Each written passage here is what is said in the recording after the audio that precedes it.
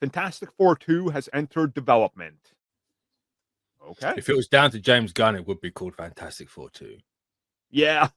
I don't like subtitles. Yeah, we know, James. We know. Yeah, hence Volume 1, Volume 2, Volume 3. Yeah.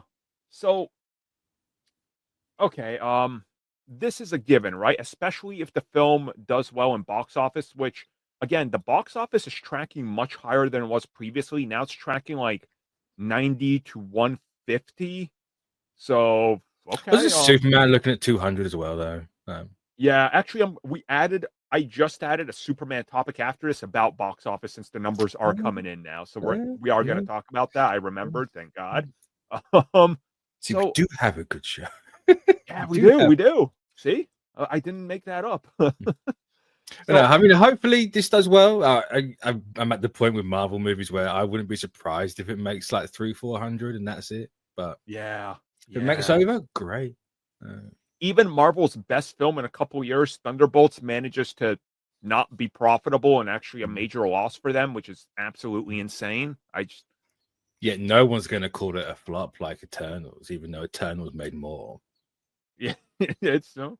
Are you pointing at me? Are you pointing at me? Get out of here. Not on camera.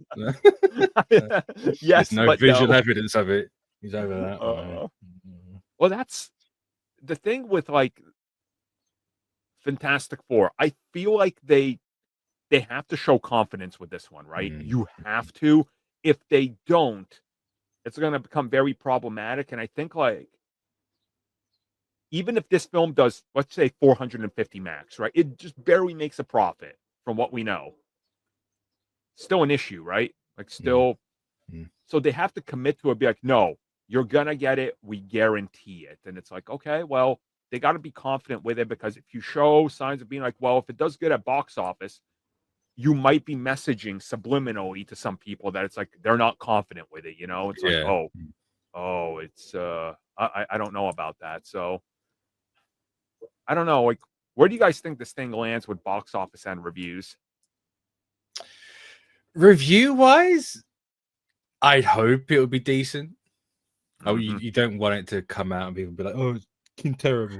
Which is really weird. Is like if it does bad, people will blame like the current politics of what Disney's been doing for the past couple of years, and not see it anyway. Or you can get glowing reviews, but if it's not something that is appealing, or it's not the characters that appeal to them, or they won't give it a chance, then it's not going to do well either. So it's like, yeah. You've also that you got that problem of, do I have to see this movie?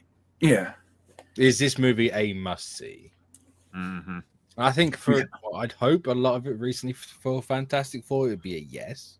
Yeah. So you kind of have to see that this is their first crack at it. I mean, the fact that Kevin Feige's out there being like, this is directly leading into Doomsday, go see it. There is that as well, yeah.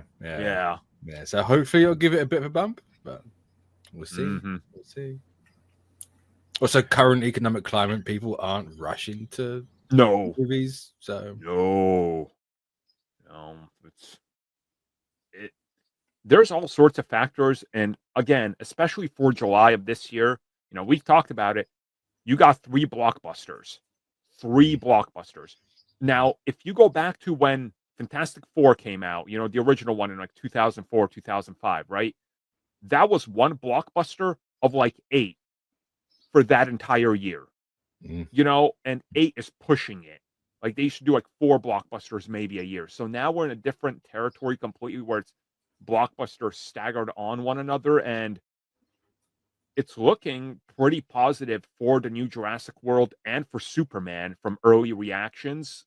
Especially Jurassic World had an entire screening, and they said Garrett Edwards does essentially Rogue One dinosaurs, and people are like, no, this is like, it's more in your face and visceral. So I'm like, okay, no, you didn't like Edwards?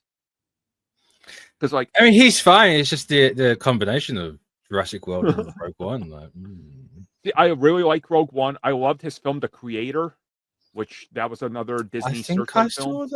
I love that film. So I didn't even know he directed at the time I went and watched. I was like, oh, now I see it. Like he knows how to use no money. Oh no, I did to watch that movie. Yeah, budget. yeah. God, I Yeah. completely. I adored Yeah, that movie as well. He's good. Yeah, I like yeah. him. So again, there's there's stiff competition, like you said, climate of everything. What do you think they do for Fantastic Four 2? What direction you going? Because I mean, that's kind of hard to tell with them being in 2 movies before. yeah,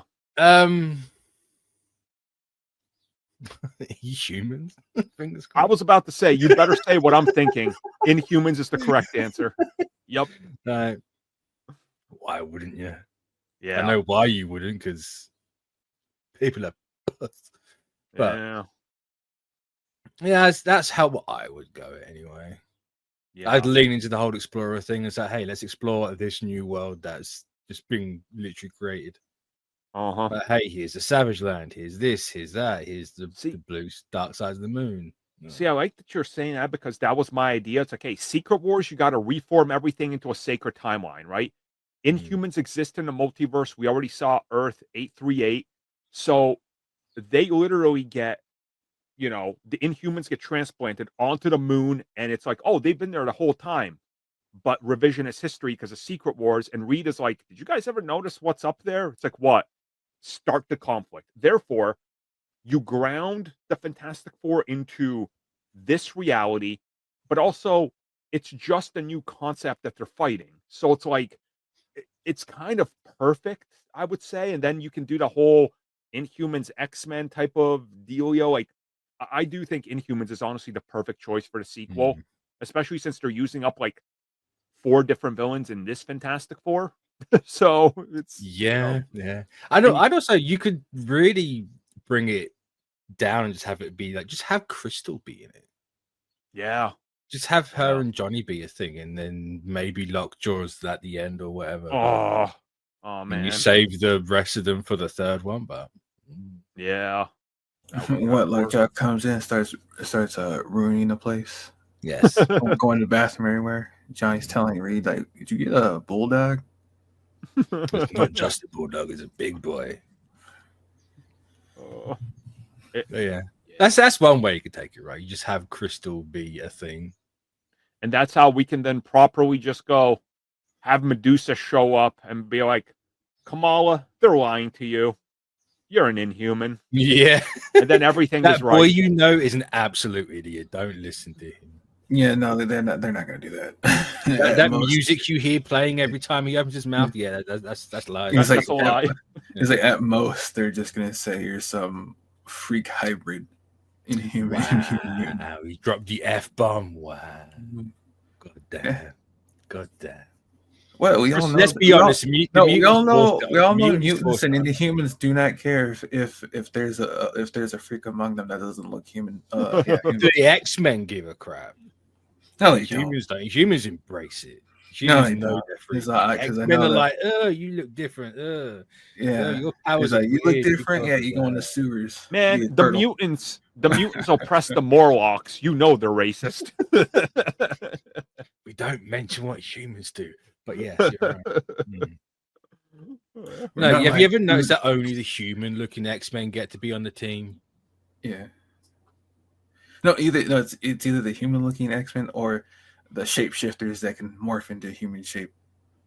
See, X-Men are racist. It's true. It's true. Yeah.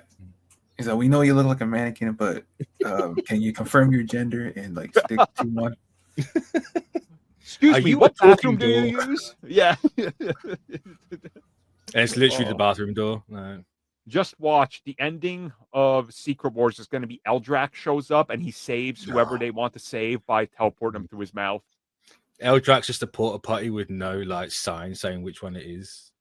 Because it's got to be a woke door now.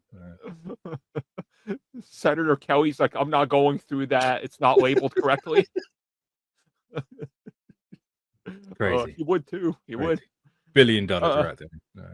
Right there. Thank you for checking out that video, and thank you for your continued support. Feel free to like, share, subscribe, do whatever you will. And if you're so inclined and would like some additional content from us, which includes unfiltered content and bonus discussions, we do offer exclusively in our member section. We hope to see you there. So thank you for watching and have a good one.